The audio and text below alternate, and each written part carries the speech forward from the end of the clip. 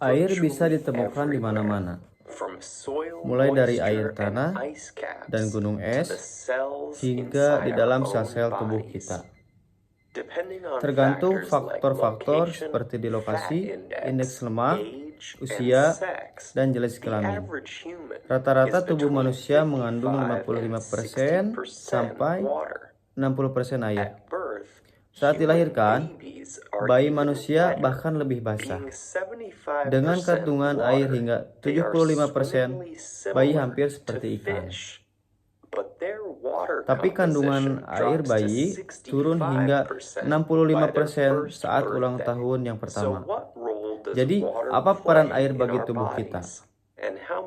Dan seberapa banyak kita harus minum air agar tetap sehat? Senyawa H20 dalam tubuh berfungsi sebagai bantalan dan pelumas, pengatur suhu tubuh, dan pemberi nutrisi bagi otak dan sumsum tulang belakang. Air tidak hanya dapat di dalam darah, hampir 3/4 otak dan jantung orang dewasa terdiri atas air. Itu hampir sama dengan kandungan air dalam buah pisang. Paru-paru lebih mirip dengan apel dan kandungan air 83%. Bahkan tulang manusia yang tampak kering mengandung kadar air 31%. Jika pada dasarnya kita terdiri atas air dan dikelilingi oleh air, mengapa kita masih harus banyak minum? Setiap hari kita kehilangan 2 hingga 3 liter air melalui keringat, buang air kecil, dan buang air besar, dan bahkan ketika bernafas. Meski aktivitas tersebut penting bagi keberlangsungan hidup kita perlu mengganti jumlah cairan yang hilang. Menjaga kadar air di dalam tubuh penting untuk menghindari dehidrasi dan juga kelebihan cairan tubuh. Keduanya dapat berdampak buruk bagi kesehatan.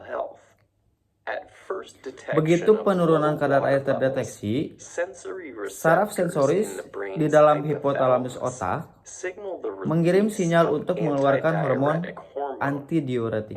Ketika hormon ini sampai ke ginjal, aquaporin terbentuk. Kanal khusus yang membuat darah menyerap dan mempertahankan air lebih banyak, sehingga menyebabkan air kencing menjadi pekat dan gelap.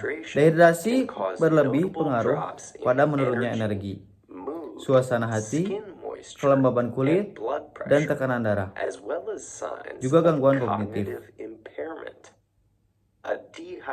Otak yang mengalami dehidrasi bekerja lebih keras untuk hasil yang sama, seperti layaknya otak normal. Bahkan otak ini mengerus sementara karena kekurangan air. Kelebihan cairan tubuh atau hiponatremia biasanya disebabkan oleh konsumsi air yang berlebih dalam waktu singkat. Atlet sering menderita overhidrasi karena rumitnya menjaga kadar air di dalam tubuh dalam kondisi fisik yang ekstrim.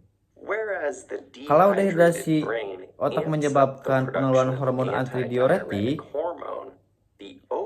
otak yang overhidrasi menghambat atau malah mencegah pengeluaran hormon itu. Elektrolit natrium dalam tubuh menjadi encer, menyebabkan sel membengkak. Dalam kondisi serius, ginjal tidak bisa menampung volume air kencing yang berlebihan. Terjadilah keracunan air yang menyebabkan sakit kepala, muntah, dan beberapa kasus kejang atau kematian. Tapi itu contoh yang ekstrim. Sehari-hari, menjaga kadar air seimbang mudah dilakukan bagi kita yang beruntung memiliki akses pada air minum yang bersih. Selama ini, kita disarankan harus minum 8 gelas sehari. Estimasi ini telah mengalami perubahan.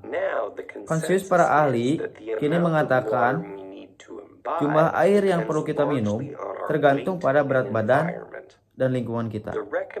Konsumsi harian yang disarankan beragam, antara 2, 5, 3, sampai 7 liter untuk pria, dan sekitar 2 sampai 2,7 per liter untuk perempuan. Rentan tersebut dapat disesuaikan tergantung apakah kita sehat, aktif, tua, atau kepanasan. Meski air adalah hidrator paling sehat, minuman lain, bahkan mengandung kafein, seperti kopi atau teh, juga dapat mengembalikan cair tubuh. Air yang terkandung dalam makanan kita setara dengan setengah konsumsi harian H20. Buah dan sayuran seperti stroberi, mentimun, atau bahkan brokoli mengandung 90% air dan dapat menambah jumlah cairan selain menyediakan nutrisi dan serat. Minum yang cukup menguntungkan bagi hari tua. Riset menunjukkan bahwa hidrasi optimal dapat menurunkan kemungkinan stroke, mengelola diabetes, dan mengurangi risiko terkena kanker tipe tertentu. Bagaimanapun juga, konsumsi cairan yang cukup berpengaruh pada apa yang kita rasakan, pikirkan, dan bekerja sehari-hari.